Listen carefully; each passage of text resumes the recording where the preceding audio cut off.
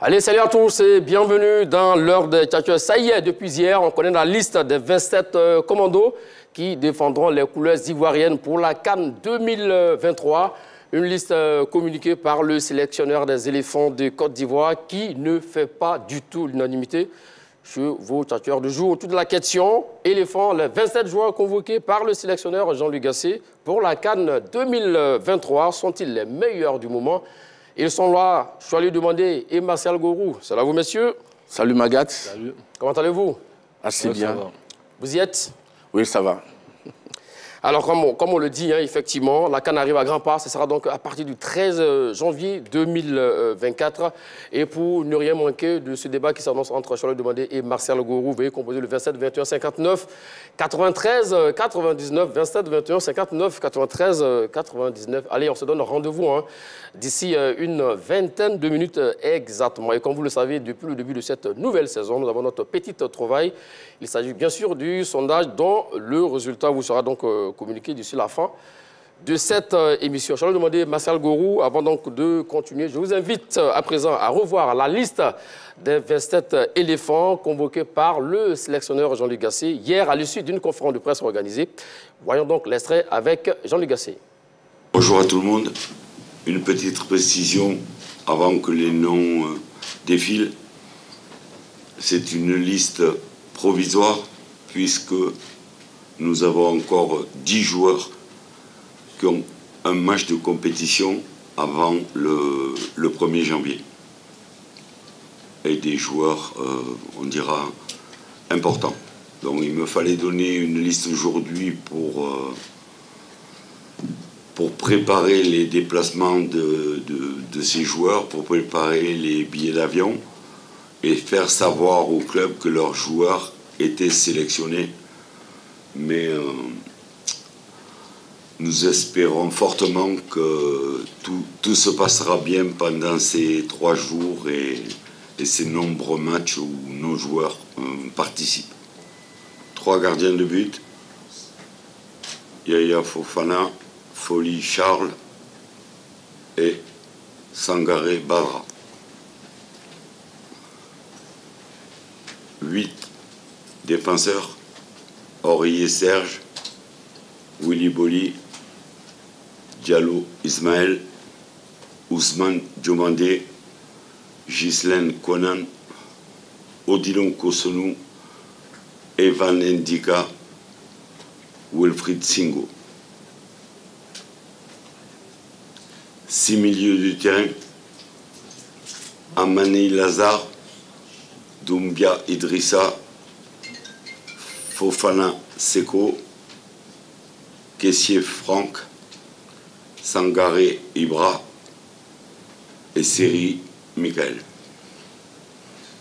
Les joueurs offensifs, Adingra Simon, Jonathan Bamba, Jérémy Boga, Oumar Diakité, Max Gradel, Sébastien Aller, Konaté Karim, Kwame Christian, Crasso Jean-Philippe et Nicolas Pépé. Voilà, c'est à présent la liste des 27 joueurs convoqués par le sélectionneur Jean-Luc Gasset. Je suis allé demander et Martial Gourou, avant donc de continuer pour venir donc de fond en comble sur cette liste. On a entendu les 27 joueurs, sans Eric Bailly, sans Wilfried Zaha. Déjà commençons par Eric Bailly, est-ce une surprise pour vous, je suis allé demander? Non, ce n'est pas une surprise pour moi, puisque le joueur, ces regroupements, n'était pas en sélection. Et puis, quand tu regardes la concurrence à son poste, je pense qu'il est en difficulté. On a eu le débat, on a eu même le débat ici, où la question était de savoir est-ce que Eric Bailly est en danger. J'avais répondu par l'affirmative. Et quand tu regardes un peu, c'est vrai que je souhaitais le voir sur cette liste, même s'il n'était pas titulaire. Mais là, quand tu regardes un peu la concurrence au poste, avec des garçons comme Odilon Kosonou, Ndika, Ousmane Diomandé, c'est un peu compliqué. Donc les choix ont été faits, 8 défenseurs. Je pense que je ne suis pas surpris du choix qui a été fait. Maintenant, concernant Wilfried Zaha. Nous allons revenir, on va rester pour le moment sur Nicolas Pepe, sur Eric Bailly. Alors, il avait dit ici effectivement que Eric Bailly était en danger et finalement, ça s'est avéré. Non, moi je pense que c'est le choix de l'entraîneur. Sinon, en réalité, quand on regarde la valeur intrinsèque d'Eric Bailly, logiquement, il doit figurer dans cette équipe de Côte d'Ivoire. Mais je crois que l'entraîneur a fait ses choix. Il a des critères qu'il suit pour sélectionner les joueurs. Et je l'ai entendu hier, je crois qu'il a dit que Eric a connu quelques problèmes ces derniers temps avec son club et qu'il n'était pas... il ne jouait pas, donc je crois que c'est ce qui a dû peser. Bien sûr, le fait que les joueurs ne jouent pas, effectivement, il y en a plein hein, sur cette liste. Oui, mais je vais dire que toute une question de profil. Un autre joueur peut ne pas jouer, mais son profil peut être intéressant. Il peut avoir une certaine polyvalence. Donc, c'est d'autres paramètres qui rentrent en ligne de compte. En dehors même de la forme du moment, on prend d'autres critères qui peuvent réellement déterminer l'équipe. Parce que je vais vous dire quelque chose. Dites-nous. Gassé s'est réuni avec son staff. D'accord. Quelques heures avant de donner la liste définitive. Et donc, chaque membre du staff s'est prononcé secteur par secteur sur les joueurs qui devaient venir en sélection. Donc, je crois que ça a été vraiment des débats houleux et la majorité l'a emporté. Donc, je crois que Eric, s'il n'est pas là, la vie de la sélection va continuer après la CAN. Donc, pour résumer avec vous, la majorité n'a pas voulu d'Eric Bailly. Totalement. Et je pense, et je répète, je dis que moi, personnellement, Eric Bailly est un joueur qui a un profil différent, unique, au niveau des défenseurs centraux. Mais l'entraîneur privilégie le fait qu'il a eu un problème en club, il ne joue pas depuis quelque temps. Donc, naturellement, ça peut peser. Et ça a certainement pesé. J'allais demander la descente aux enfers, continue pour le garçon, malgré, comme il le dit, malgré son expérience, malgré son profil intéressant. Non, je pense que défense aux enfers, le mot est trop fort. D'accord. Aujourd'hui, Eric Bailly n'a pas encore 30 ans. Il a le temps de se relancer. Il a annoncé à Villarreal. Peut-être que le transfert va se réaliser pendant ce mercato. Il a le temps de se relancer pour revenir en sélection. Donc, je pense que c'est pas une descente. Peut-être que vous ne mesurez pas la portée de l'affaire. Là, on parle d'une CAN à domicile. Oui, mais vous avez été champion d'Afrique avec la sélection ivoirienne. Une CAN qui se joue chez vous. Oui. Vous n'êtes pas là, c'est un coup. C'est vrai que pour tout footballeur, tous les footballeurs rêvaient de disputer la Coupe d'Afrique sous le maillot des éléphants en Côte d'Ivoire. Ça, c'est le rêve fou d'un footballeur. Maintenant, il y a des situations qui arrivent. Eric devait savoir que depuis quelques mois, il devait se dire qu'il était en danger compte tenu de sa situation avec le club, compte tenu aussi de la montée en puissance de certains joueurs à son poste comme Kosonou, Ousmane Diomandé et bien d'autres. Mais je pense que pour moi, ce n'est pas une descente aux enfers. Il a le temps de se relancer. Il n'est pas encore tard pour lui. Il n'a pas encore mis fin à sa carrière internationale.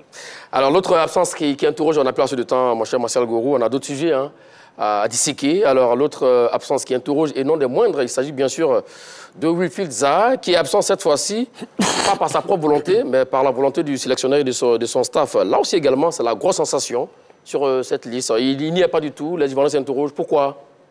Bon, je pense qu'un choix est un choix. Et les choix sont faits, je pense que nous devons les respecter. Laissons le côté du choix. Le vin est tiré, il faut le boire. D'accord. C'est un garçon pétri de talent. Quand on prend les milieux sortants de la Côte d'Ivoire, je pense qu'il fait partie des meilleurs. Sinon, peut-être il est le meilleur. Mais vous savez, le football, une équipe ne se gère pas seulement au niveau du talent.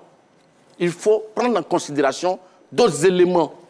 Et donc, quand on écoute Jean-Louis Gasset, je crois qu'il y a un autre aspect qui a pesé et qui a fait qu'il n'a pas pris Wilfried Zaha. Et il le dit clairement. J'ai discuté avec des grands entraîneurs comme Aimé Jacquet, Didier Deschamps et Everina, et il est possible de se passer de bons joueurs et gagner une compétition comme la CAN. Donc, il reconnaît que Zaha est un bon joueur.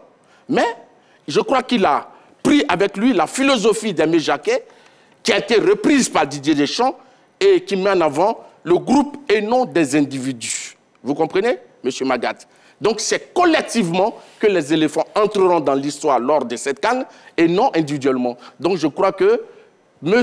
Jean-Louis Gasset a fait ce choix parce qu'il se raconte que M. Zaha a un problème de s'intégrer dans le groupe. Et il a dit clairement, Wilfried Zaha a été le cas le plus épineux.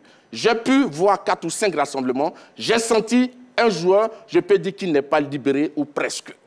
Il n'est pas libéré presque. Un cas épineux. Donc ça veut dire qu'en dehors de l'aspect sportif, il y a certainement l'autre problème qui est la vie du groupe. Donc certainement, ça a dû peser en défaveur du joueur. Vous prenez des exemples comme en 1998, Ibrahima Ba, qui n'était pas donc du mondial. La France a remporté le mondial. Et puis, tout à fait. Mais on peut même parler de Sami Nasri en 2014. Oui, il a eu un problème de comportement. Il a été mis à l'écart. La France s'est quand même bien comportée. Donc, bon, ça a marché là-bas. Ça ne veut pas dire que forcément ça va marcher ici, même si tous nos voeux, hein, c'est que la Côte d'Ivoire remporte cette canne à domicile. Vous le savez, oui. Je suis celui-là qui a toujours défendu M. Zaha. Je dis que normalement, il a sa place dans cette équipe. D'accord. Mais en dehors de la valeur intrinsèque, il y a d'autres éléments qui rentrent en ligne de compte, comme la vie du groupe. Si un joueur doit venir déstabiliser la vie du groupe, je crois qu'on peut se passer de lui.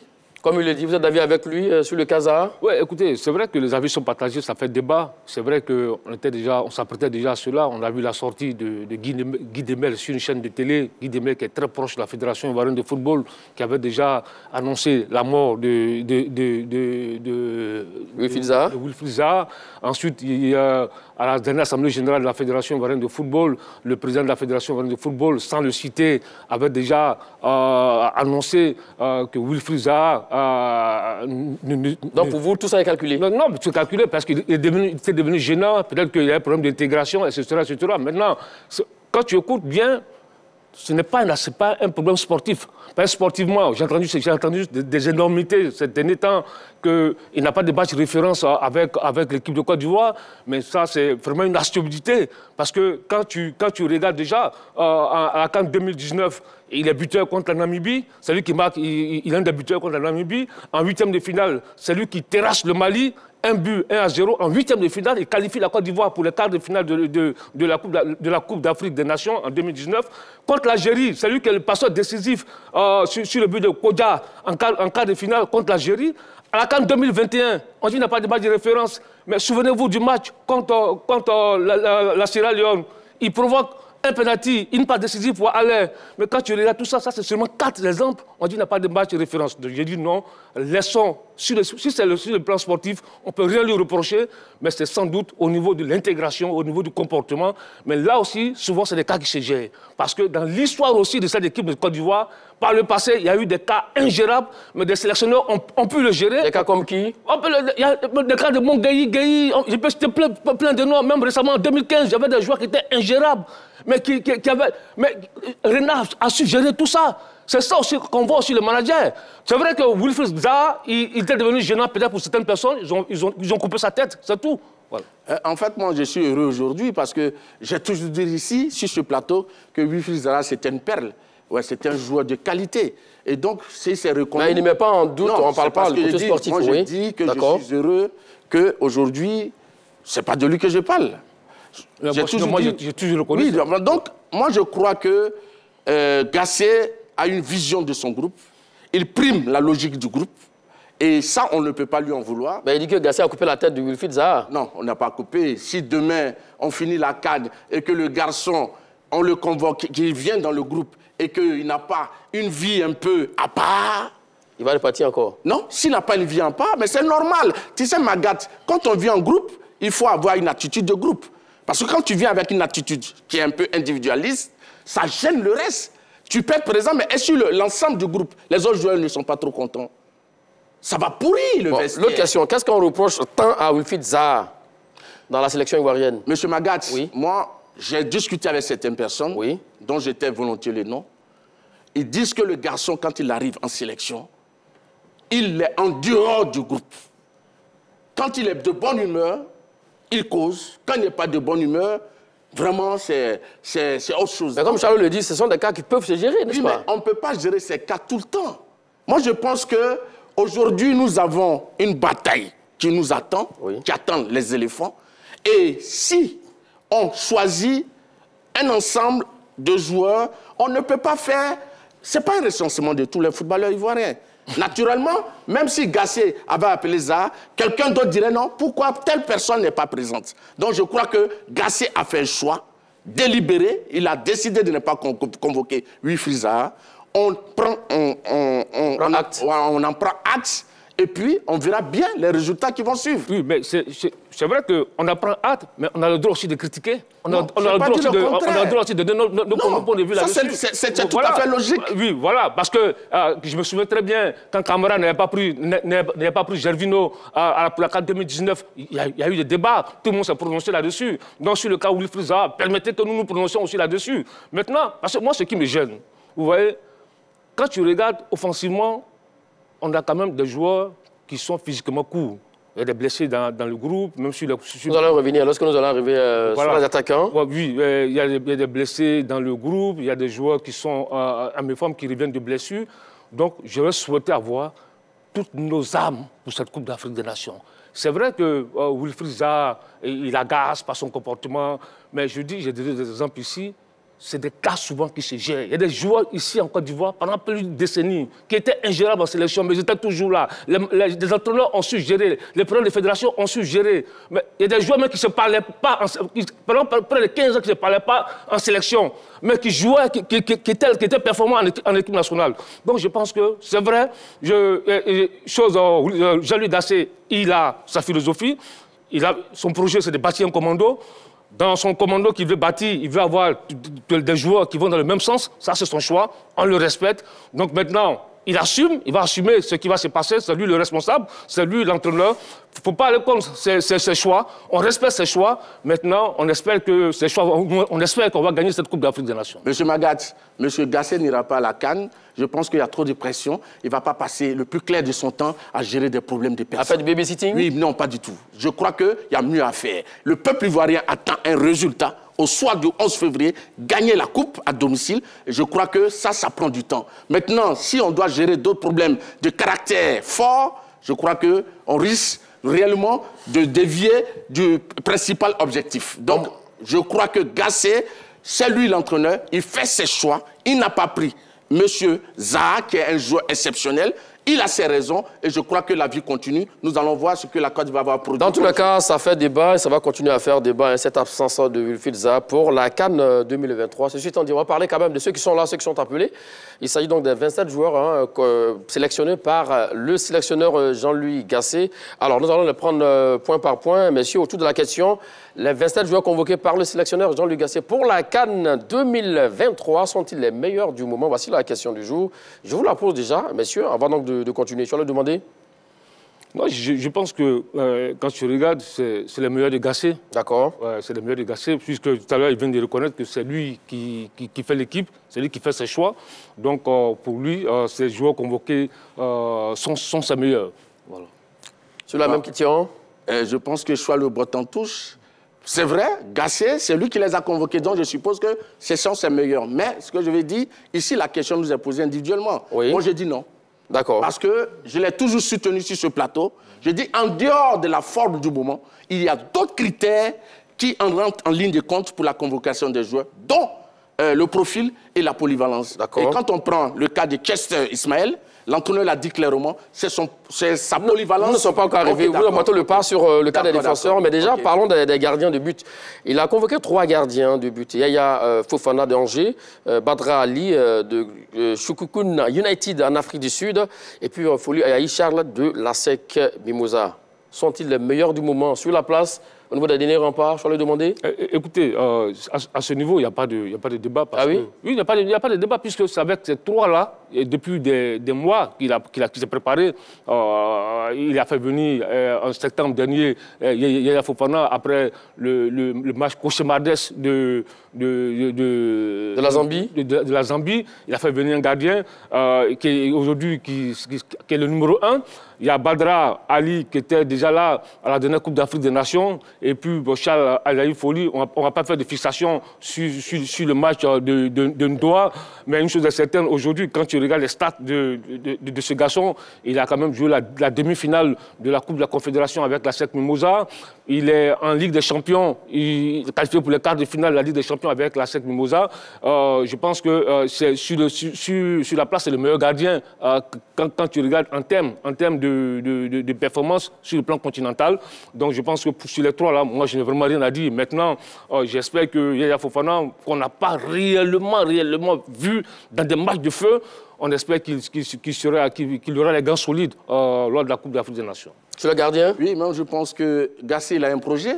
Et ça fait pratiquement 6 matchs. Je prends les 6 derniers matchs. C'est ce trio de gardiens qui a été toujours présent. Vous parlez de projet encore, nous sommes à 15 jours de la CAN, hein? Oui, non. Le projet se poursuit, il n'est pas terminé. D'accord. Ah oui, un projet, c'est un début, mais ça va jusqu'à une fin. Okay. Le projet va prendre fin le 11 février prochain.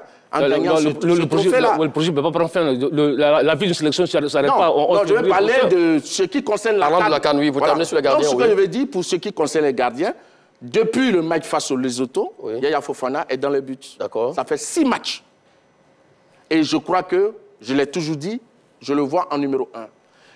Badara. Mais sur la question, la même question de numéro 1, on lui a posé la question hier en conférence de presse, il a botté en touche, il a parlé des qualités de chaque gardien. Non, il n'a pas botté en touche. Sans dire clairement qu'il y a le numéro 1. Il n'a pas botté en touche, il a dit la même chose que je suis en train de dire. Il a dit Yaya son numéro 1. Non, il dit Yaya Fofana, c'est celui qui dispute toutes les rencontres. Vous savez, dans un discours, il y a les non-dits. D'accord. Voilà, l'entraîneur, il y a les non-dits.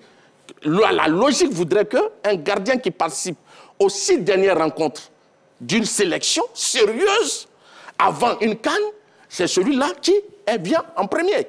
Maintenant, Badara Ali vient pour moi en second parce qu'il a quand même son expérience. Et puis, bon, le portier de la SEC, Ayaï Foli, qui fait quand même un bon parcours à la SEC en Ligue des Champions. Je crois que celui-là, pour moi, est le 3e. Là, vous me surprenez, je vais le demander, il n'y a pas longtemps, hein, quelques semaines, vous parlez du retour probable, plausible de Beau Sylvain qui pourrait être parmi les 3 gardiens. Et là, vous dites que c'est les meilleurs qui sont là. Non, j'ai dit que j'étais clair. Oui. On peut revoir les images. S'ils optent pour 4 gardiens, je préférais Beau Sylvain. Vous avez même dit aussi que Beau méritait pour être parmi les 3 aussi. Non, je n'ai pas dit ça. J'ai dit 4. Parce que tu as parlé de 4 gardiens. Nous allons vérifier. Voilà. Tu peux vérifier. Je parle de 4 gardiens. Et là, le Cameroun, les Jeux Olympiques, Rigobert Song a sélectionné 4 gardiens. Donc, j'ai dit que s'il optait, puisque la liste était ouverte, 27 joueurs, moi, il fallait prendre peut-être 4 gardiens. Et pour moi, Beau Sylvain, mais malheureusement, il ne figure même pas sur la liste des 54. Donc là aussi, il a été propulsé à la retraite. Ils ont comment on appelle, précipité sa retraite internationale. Bon, Sylvain, c'est sans doute fini avec les éléphants. Non, je ne crois pas qu'on ait précipité sa retraite internationale. Mais oui, mais monsieur Massa Gourou, si monsieur Beau Sylvain revient à son meilleur niveau, oui. S'il est au-dessus de la forme de ceux qui sont présents actuellement avec les éléphants, il n'y a pas de raison qu'il ne soit pas appelé lors des éliminatoires du Mondial 2026. D'accord. Avançons, monsieur. Il ne figure même pas sur la préliste des 54 joueurs. S'il vous plaît. Le sujet n'est pas basé sur Beau Sylvain. S'il vous plaît, je vais demander. Présélection. Il ne figure pas sur la liste des... S'il vous plaît, monsieur, avançons. Je ne parle pas de la CAN. Marcel Gourou. Non. Avançons. Non, on ferme la parenthèse. Je ne parle pas de la CAN. On ferme la parenthèse. Je parle de l'éliminatoire. D'accord, après la CAN et tout ça, il y a beaucoup de compétitions à venir. On ferme la parenthèse. Parlons des 8 défenseurs appelés par Jean-Luc Gassé, Serge Aurier, Willy Bouli, Diallo, Chester, Ismaël, Ousmane Diomandé, Ghislain Conan, Odilon Kosonou, Evan Ndika et puis Sengo Wilfried. 8 défenseurs avec une grosse surprise ici. Diallo, Ismaël, Chester. Les Ivoiriens se posent la question, que fait-il sur cette liste, Mathieu? Écoutez, moi je pense qu'il ne faut pas se poser la question. D'accord. Moi, c'est une suite logique parce que c'est un garçon qu'on connaît très bien. Un garçon qui a été formé à l'Atlantis de Yopougon. Ensuite, il s'est retrouvé à Benjerville. Il est parti ensuite à Bastia, il a joué à Ajaccio.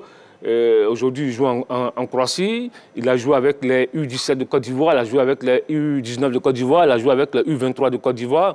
On l'a vu au JO.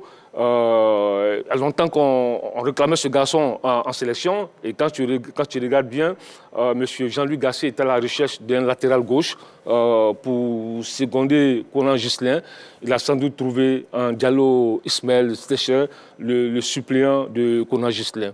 Donc pour moi, et puis Chester, il est polyvalent, il peut jouer dans l'axe côté gauche, il peut jouer comme latéral gauche. Il a pour lui, on l'a vu au JO avec la Côte d'Ivoire, il a sa fougue, sa détermination, son agressivité. Je pense que c'est un très bon profil pour moi. Et là, vous n'êtes pas d'accord, vous n'avez pas d'avis? N'oubliez pas aussi qu'il a quand même il est titulaire en club, 14 matchs, une passe décisive. D'accord. Non, c'est tout à fait normal. Au risque de me répéter... Vous parlez de polyvalence, qu'il y a d'autres critères qui rentrent en ligne. Oui, bien sûr. Mais voilà, aujourd'hui, Gassé me donne raison pour dire qu'en dehors de ce qu'on pourrait appeler la forme du moment, il y a d'autres profils. Et lui-même l'a dit hier, lors de sa conférence de presse, oui, que je retiens ce garçon, surtout pour sa polyvalence. Parce qu'il peut jouer comme latéral gauche, et puis il peut jouer comme défenseur central gauche. Donc je crois que c'est tout à fait mérité. C'est un joueur ivoirien, et la sélection, elle est faite pour les Ivoiriens. Donc je crois qu'il joue, il est en activité, c'est tout à fait normal que l'entraîneur l'appelle. Mais sur la question, vous avez dit non, par exemple, que ce n'est pas le meilleur joueur donc, du moment. Tout à sur fait, les défenseurs qui ne méritent pas d'être sur cette liste. Non, quand je dis que ce n'est pas le meilleur joueur du moment, c'est assez clair. Je disais que quand on parle de meilleur joueur du moment, le premier élément, c'est d'abord se baser sur la forme du moment. C'est ce que je crois. Maintenant, en dehors, et j'ai toujours répété, qu'il y a le profil et il y a aussi la polyvalence. Et donc, dans son cas, je crois que c'est sa polyvalence qui a pesé. Et donc, naturellement, l'entraîneur pense qu'en dehors du poste de latéral gauche, il peut l'utiliser ailleurs. Donc, il n'est pas forcément le meilleur latéral gauche. Après Ghislain Conan, je crois qu'il n'est pas... Mais l'entraîneur l'a quand même appelé pour sa polyvalence. 27, 21, 59, 93, 99. 27, 21, 59, 93, 99. C'est le temps pour vous, chers amis téléspectateurs, d'interagir avec nous autour de la question. Les 27 joueurs convoqués par le sélectionneur Jean-Louis Gasset pour la CAN 2023 sont-ils les meilleurs du moment? Et ça fait débat, oui, attention un peu, entre Charles Demandé et Martial Gourou. Alors, la question aussi que tous les joueurs se posent également. On parlait avec insistance d'un garçon, Christophe Opéry, du Havre, qui est latéral gauche nominal, qui fait de très beaux matchs également. Tout le monde le voyait, il fait partie de la préliste des 54 joueurs convoqués. Eh bien, voilà, il est passé à la trappe, il n'est pas là.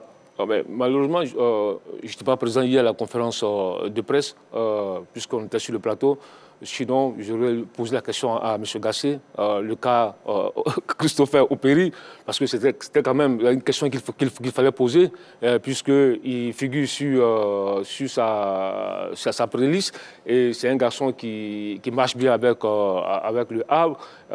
Il est précédé d'une très bonne réputation.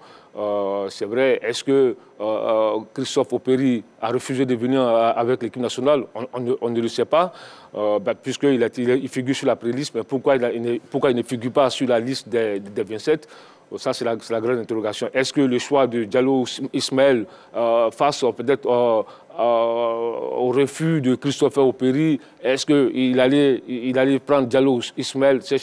Tout ça, c'est des questions que les journalistes devraient lui poser hier. Et les questions restent en suspens pour moi parce que vous n'étiez pas malheureusement. Nous allons revenir à vous, mon cher Martial Gourou. On a un appelant, si vous le permettez. On va revenir à vous tout à l'heure pour la suite de vos arguments. Ceci étant dit, direction. D'abord, retrouver M. Kofi Ange. Salut à vous et bienvenue. Bonjour, Koussel Consitant, bonjour Margat. Bonjour. Bonjour Charlotte Demandé, bonjour Martial Gourou. Bonjour. Salut M. Kofi. Comment allez-vous à Dabou? Ouais, je vais très bien par la grâce de Dieu. Très bien. Allons-y avec votre réponse autour de la question. Oui, je voulais intervenir parce que sur la liste des 27 joueurs, je ne suis pas d'accord avec la liste des 27 joueurs. Oui, les 27 joueurs convoqués par le sélectionneur Gasset. Allons-y, ouais. Oui, par rapport à la défense, je suis un peu d'accord à la défense, au milieu de terrain. Oui, je ne suis pas d'accord au niveau de l'attaque. Parce qu'on va à une compétition, une CAN où l'attaque, c'est l'attaque qui fait marquer. Maintenant, on a les joueurs comme Wilfried Zaha qui ne sont pas, qui ne figurent pas sur la liste. Pourtant, tous nos attaquants sont diminués. Sébastien Haller, que j'aime bien, est blessé. Adengra, qui est blessé. Et chose qu'on appelle Christophe Kwame, qui ne joue pas tout dans son club. Voilà. Parce que Wilfried Zaha, dans le groupe, pourrait nous apporter plus. Parce que si tu commences la compétition, les premiers matchs, que Sébastien Haller ne joue pas, que chose qu'on appelle Adengra ne joue pas. Bon, les autres sont encore jeunes. Si le match est difficile, qu'est-ce que nous on va faire? On peut faire venir les Wilfried Zaha, les choses comme l'expérience de la CAN pour pouvoir nous faire gagner. Parce que je ne suis pas trop sûr que Adengra et choses comme on appelle Sébastien Haller ne puissent pas avoir des bobos devant. Parce que c'est des joueurs diminués. C'est des joueurs diminués. D'accord. Merci à vous, monsieur Kofi Ange, qui nous appelle de la ville de Dabou. On va avancer, on a beaucoup de choses à voir. Hein. On va prendre les milieux de terrain déjà. Il a appelé 6 milieux de terrain pour la première fois. Vous aurez le temps maintenant de reprendre. Je vous donne la parole. Donc je dis qu'il a dit, quand il y a deux joueurs qui ont une valeur sensiblement égale, l'entraîneur, pour faire le choix, parlant de Opéry, choisir celui qui est polyvalent. Mais quelle est votre position au juste? Je ne comprends plus rien. Non, ma position... Vous avez dit que les joueurs qui sont là ne sont pas les joueurs en forme du, oui, bien sûr. moment. Mais c'est ce que je suis en train d'expliquer. D'accord. Opéry, oui. Il est quand même un bon joueur. D'accord. Mais je dis que le profil de Ismaël, sa polyvalence, pèse à sa faveur.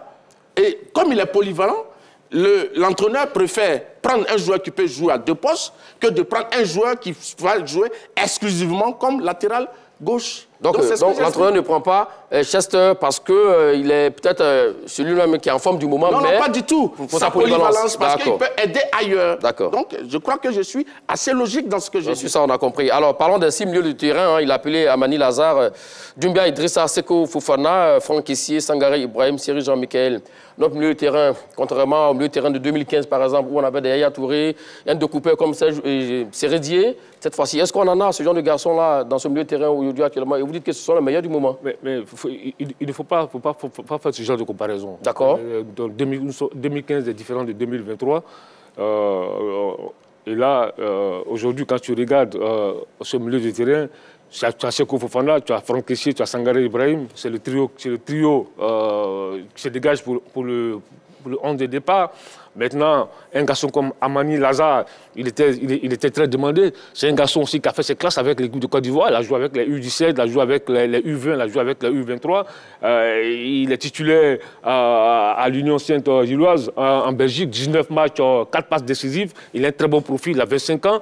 Donc, je pense que pour moi, ce garçon-là, on le réclamait. C'est un milieu relayeur. Il est capable d'être aussi... il remplace un peu Traoré, Ahmed Junior dans cette liste-là.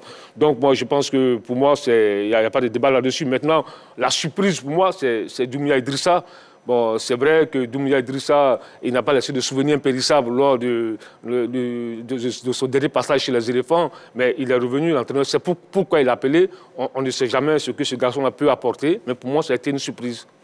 Allez, direction Korogo, retrouver Monsieur Kofi Vincent, salut à vous et bienvenue. Alors, la question du jour, les 27 joueurs convoqués par le sélectionneur Jean-Louis Gasset sont-ils les meilleurs du moment? Bonjour, Magat. Salut, Monsieur Kofi. Je pense que c'est la colonne vertébrale même des joueurs qu'il a sélectionnés pour l'éliminatoire. J'aimerais revenir sur le cas de Wilfried Zaha. D'accord. Lorsqu'on écoute le sélectionneur, on pense que sur le cas de Wilfried Zaha, il ne nous dit pas réellement ce que ce garçon a fait. Il est à l'aise en parlant de l'absence des autres joueurs. Mais sur le cas de Wilfried Zaha, il nous dit que c'est son choix personnel. Bon, je pense que la gestion de l'équipe nationale ne doit pas être basée sur les faits personnels. S'il y a un problème entre Zaha et l'équipe nationale, c'est mieux qu'on nous dise ce que le garçon a fait. Et s'il y a lieu de demander pardon, qu'on lui demande pardon. Parce que tout le monde est d'accord pour dire que Wilfried Zaha est en forme en ce moment. Mais je ne peux pas comprendre qu'il sélectionne des personnes qui sont blessées et puis celui qui est en forme en ce moment, on le laisse de côté sous prétexte que soit il manque de respect ou bien pour la cohésion du groupe. Donc c'est mieux qu'on nous dise réellement ce que Wilfried Zaha a fait. Ou bien qu'est-ce qu'on a promis à ce garçon lorsqu'il venait en équipe nationale. Peut-être que ce qu'on lui a promis, on ne lui donne pas. Donc peut-être que c'est ce qui fait qu'il se comporte de cette manière. D'accord, d'accord. Monsieur Kofi Vincent, que nous appelons de la ville de Korogo. Je pense que le message est passé à Jean-Louis Gasset et ses adjoints nous suivent régulièrement. Bon, je pense que le message est passé. On aura l'occasion de poser la question à monsieur Jean-Louis Gasset. Oui, mon cher Martial Gorou, c'est vous qui avez la parole maintenant. On parle de Lazare Amani? Oui. Bon, je crois que c'est un milieu offensif. Et l'entraîneur l'a dit, je reviens encore sur le fait... Sont-ils les meilleurs joueurs du moment au niveau du milieu de terrain? Non, pas forcément. D'accord. Il y a déjà les têtes d'affiche qui sont là. Eux, c'est des compléments. Et il a remplacé un joueur, l'entraîneur l'a dit assez clairement, Traoré Ahmed Junior, qui a été victime d'un virus et qui est remplacé par Amani Lazare, qui a le même profil que Traoré Ahmed Junior. Donc, je crois que c'est un choix. L'entraîneur, il a fait. Et puis, ce joueur, c'est un joueur de qualité, c'est un véritable meneur de jeu. Donc, je crois que il a dit qu'il est proche du profil de Traoré Ahmed, qu'il l'aime bien et qui est un bon numéro 10. Ce qu'il faut savoir, c'est le petit frère, donc le cadet, de Bernadette Amani, qui est aussi une footballeuse, qui joue dans la sélection féminine sur les éléphantes de Côte d'Ivoire. Donc c'est une histoire de famille, de footballeurs donc, dans la famille. Alors il parlait à l'instant d'Idrissa Doumbia avant de passer donc, sur les attaquants. Oui. Concernant Idrissa Doumbia, vous savez, on a fait un débat ici, où je disais que Gassé n'avait pas encore trouvé son un véritable milieu défensif. Mais Idrissa Doumbia est un véritable milieu défensif. Donc aujourd'hui, pour aller à la CAN, je crois que Gassé veut lui attribuer un rôle et mettre les autres qui tournaient à ce poste-là pour les mettre dans une autre tâche. Donc je crois que ça rejoint ce que je disais à quelques temps. Mais M. Bassa Gourou, on a déjà vu ce garçon ici avec l'équipe nationale. Non, mais je n'ai pas dit le contraire. Oui, il n'a pas il était absent. Il n'a pas dans un match de feu, je l'ai demandé. Non, oui, mais... En Zambie, tout le monde a coulé. Oui, absolument. Monsieur Choualou, monsieur Didier Drogba, le célèbre Didier Drogba, lorsqu'il arrive à les éléphants, il n'a pas été brillant. Attends, non, c'est pas la même chose. Quand tu dis que qu'on appelle Gassé n'a pas de milieu défensif, il n'a pas encore trouvé de milieu défensif. Oui, c'est ce que j'ai dit. Je dis non. Mais pourquoi? Mais ce qu'on appelle Kessie était un milieu défensif, Sangaré Ibrahim était un milieu défensif. Oui, vous êtes d'accord avec moi? Oui, donc, ça fait quand même un trop-plein de milieux défensifs. Mais puisque la compétition est longue, la compétition est longue, ça, au moins une semaine de préparation, et ça, la compétition est longue, donc tu ne peux pas jouer une compétition comme la Coupe d'Afrique avec un seul milieu défensif. Je dis que ce garçon a été appelé par Gassé parce qu'il veut lui confier un rôle très précis, et c'est un milieu véritablement défensif. Mais tous les garçons qui ont été appelés, c'est parce qu'il veut leur confier un rôle bien précis. Allez, direction Bangolo, retrouver un autre appelant, il s'agit du coach Brico. Brico ou Brigo? Brico. Brico. Oui. D'accord, coach Brigo, soyez donc le bienvenu. Dans l'heure des tchatcheurs autour de la question, les 27 joueurs convoqués par le sélectionneur Jean-Luc Gassé sont-ils les meilleurs du moment? Ça fait débat entre Charles Demandé et Martial Gourou. Oui, bonjour madame. Bonjour, salut monsieur Brico. J'aimerais intervenir sur le cas de la liste de Jean-Luc Gassé, oui, allons-y. Hein. Oui, j'aimerais intervenir sur la liste du coach.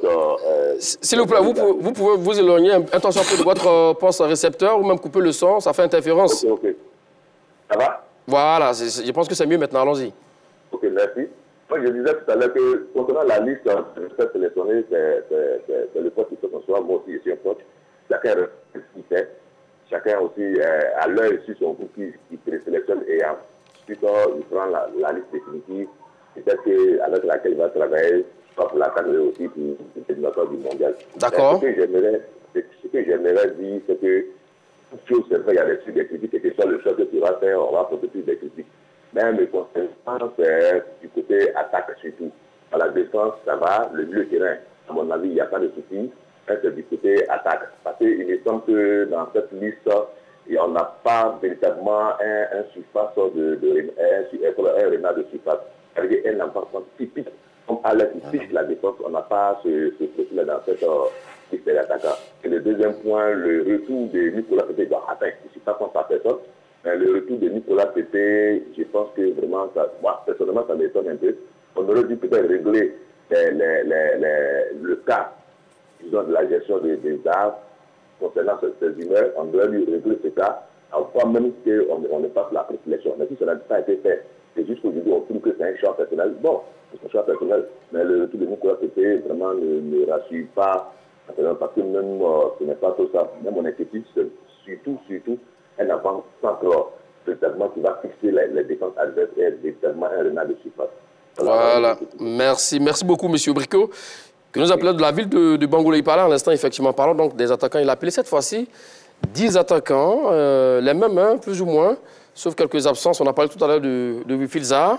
Alors, donc, Adengra, il est là, Jonathan Bamba, Jérémy Boga, effectivement. Pas mal d'attaquants, avec Mas Gradel, Sébastien Haller, Karim Konaté, Christian Kwame, Jean-Philippe Crasso et Nicolas Pépé. Voici la question. Alors, on avait parlé tout à l'heure aussi, c'est vous ou bien Martial Gourou qui vous avez évoqué effectivement le faible temps de jeu pour certains attaquants et surtout qui arrivent diminuer à l'heure et notre ami Adingra.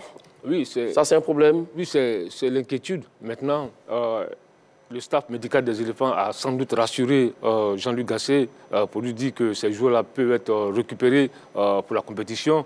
Sinon, je ne crois pas que des joueurs qui soient blessés puissent figurer sur une liste pour la Coupe d'Afrique. Qu'ils soient réellement blessés. C'est-à-dire quand tu es véritablement blessé, tu es out pour la compétition. Maintenant, s'ils sont sur la liste, peut-être qu'ils ont dû le rassurer pour dire, bon, on peut récupérer Adengra, on peut récupérer, comment on appelle, Sébastien Haller. Maintenant, avec quelle sera la forme? Est-ce que ces joueurs-là seront physiquement prêts? Parce que Jean-Luc Gasset, l'une de ses philosophies, l'une de ses théories, c'est d'avoir des joueurs physiquement prêts à 100%. Maintenant, est-ce que ces joueurs-là seront prêts à 100%? C'est la grosse interrogation. N'oubliez pas aussi que Jonathan Bamba, il est un peu limite, il est un peu limite physiquement. Pépé revient de blessure. Il n'a pas encore joué, depuis son retour, il n'a pas encore aligné 5 matchs d'affilée. Donc, on se pose des questions sur la ligne d'attaque des éléphants. En fait, vous êtes inquiet aussi comme lui? Non, pas du tout. Moi, je ne pense pas être trop inquiet. Vous savez, il y a des médecins qui font leur travail.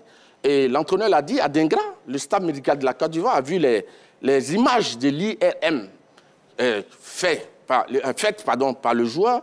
Donc, on estime qu'il a 3 ou 4 semaines pour revenir. Donc, on peut les récupérer au cours de la compétition. Maintenant, ce qu'il faut retenir, c'est que vous avez dû voir que l'entraîneur a fait appel à 8 défenseurs, 6 milieux de terrain et à 10 attaquants. Donc, il a mis le trop-plein au niveau de l'attaque. Et il faut aussi retenir que la dernière date pour donner la liste définitive, c'est le 3 janvier prochain. Donc, s'il n'y a pas d'amélioration, on peut toujours ressortir des joueurs parce qu'on peut changer un joueur à 24 heures du premier match de chaque sélection. Donc, je crois que l'entraîneur les a appelés parce que c'est des joueurs qui occupent une place importante dans son dispositif offensif, et notamment parlant d'Haller, Gasset l'a dit, il dit que c'est le véritable attaquant de la Côte d'Ivoire. Donc ça montre que ce joueur-là est indispensable, mais bon, on verra bien comment est-ce que sa blessure va progresser. Mais là, c'est une inquiétude. C'est-à-dire que si c'est le véritable attaquant de la Côte d'Ivoire et qu'on va à une Coupe d'Afrique, que cet attaquant physiquement n'est pas au point, ça va être problématique pour nous. Puisque déjà, si au niveau de la pointe, il y a un problème, sur les côtés, Adengra, qui sera court physiquement, Jonathan Bamba, qui sera court physiquement, Pépé, qui revient à la compétition, c'est pourquoi on a dit, attention, il faut faire très attention. On allait au mondial 2010 avec Didier Drogba, qui a marqué d'ailleurs. Il a marqué face au Brésil. Mais là, ce que je voulais dire, ça peut se faire aussi. Ça peut se faire. Ça peut marcher, ça peut ne pas marcher. Ce que je voulais dire, M. Magat, c'est que en dehors de M. Sébastien Haller, qui est l'attaquant numéro 1, il y a M. Jean-Philippe Crasso, qui a pratiquement le même profil que M. Sébastien Haller. Donc, il peut commencer la compétition. D'accord, monsieur, avançons. Mais monsieur Bachar Gourou, on aura d'autres occasions, s'il vous plaît. Je vais demander. Puisque la philosophie, on a plus assez de temps. Le principe de Gasset nous dit qu'il veut des joueurs qui sont prêts. Alors, en 2023, le temps est donné. S'il vous plaît, monsieur, avançons. Ce qui arrive. Oui, mais en 2023, le temps est donné. On arrive à... S'il vous plaît, Martial Gourou, on a plus assez de temps. D'accord? On est pris par le temps. Hein. Vous m'excusez, messieurs. Non, on a plus assez de temps. Il nous reste quelques poignées de secondes pour la fin de cette émission. Oui, mais il nous reste quelques poignées de secondes pour la fin de cette émission. Le temps que nous est imparti s'achemine allègrement, mon cher Cholet Dumandé. Le temps est donné, on l'a dit. On voit les listes, ça et là, du Sénégal, du Maroc et du Cameroun. Ça fait jaser aussi également avec un Choupo-Moting qui n'est pas de la liste de... Mais ça, tu vois que c'est la chanson, tu vois, c'est la période où partout, vous allez voir dans toutes les sélections, c'est les débats sur les listes, la presse, le peuple, la population, tout le monde.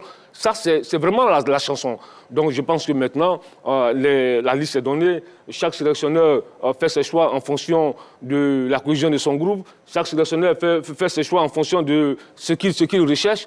Maintenant, le plus important pour nous, c'est d'être prêt le 13 janvier face à la Guinée-Bissau. Concernant le cas Choupo-Moting, j'ai écouté la conférence de presse de l'entraîneur Rigobert Song. Il dit qu'il n'a pas de temps de jeu en club. Donc, je pense que c'est un choix de l'entraîneur. D'accord, OK. 27 joueurs convoqués par le sélectionneur Jean-Luc Gasset pour la CAN 2023 sont-ils les meilleurs du moment? Vous avez répondu oui pour 66% et non pour 34%. Allez, c'est l'heure des 30 secondes au Japon. Infirmez ou confirmez vos différents arguments tout au long de cette émission. On commence avec vous, mon cher Martial Gourou. Oui, moi je pense que, comme je l'ai dit, il y a plusieurs critères qui entrent en ligne de jeu pour la sélection des joueurs. Gassé n'a pas appelé tous les joueurs en forme du moment. Et puis derrière, tous les joueurs en forme du moment ne font pas forcément une bonne compétition. Donc je crois que ceux qui sont présents, on les a choisis. On ira avec eux et je crois qu'ils se battront pour défendre dignement les couleurs du pays. Monsieur Marcel Goro, pour faire une bonne compétition, il faut choisir les joueurs en forme du moment. Moi, je pense que les choix qui ont été faits sont les choix de Gassé. Il va assumer ses choix. C'est lui qui connaît ses joueurs, c'est lui qui connaît son groupe. Il a un projet de jeu, il a une philosophie. Donc, en fonction de cela, il a fait ses choix. Il cherche l'équilibre de son groupe, il cherche la cohésion de son groupe. On espère que nous, on va le juger au résultat. Dans tous les cas, hein, le débat est fini ici en plateau. En revanche, hein, il continue sur la page Facebook de la 3. Donc, courez vite hein, et puis donnez donc vos commentaires et dites-nous entre Martial Gourou et Choalio Diomandé qui a été le plus convaincant d'en mettre de l'art, des arguments. Messieurs, merci à vous. Merci beaucoup. Merci. On a appris beaucoup de vous hein, de cette liste de Jean-Luc Gassé. Allez tous derrière les éléphants du Côte d'Ivoire. Merci à tous et à toutes de nous avoir suivis. Bonne suite du programme sur les antennes de la 3. Allez, salut.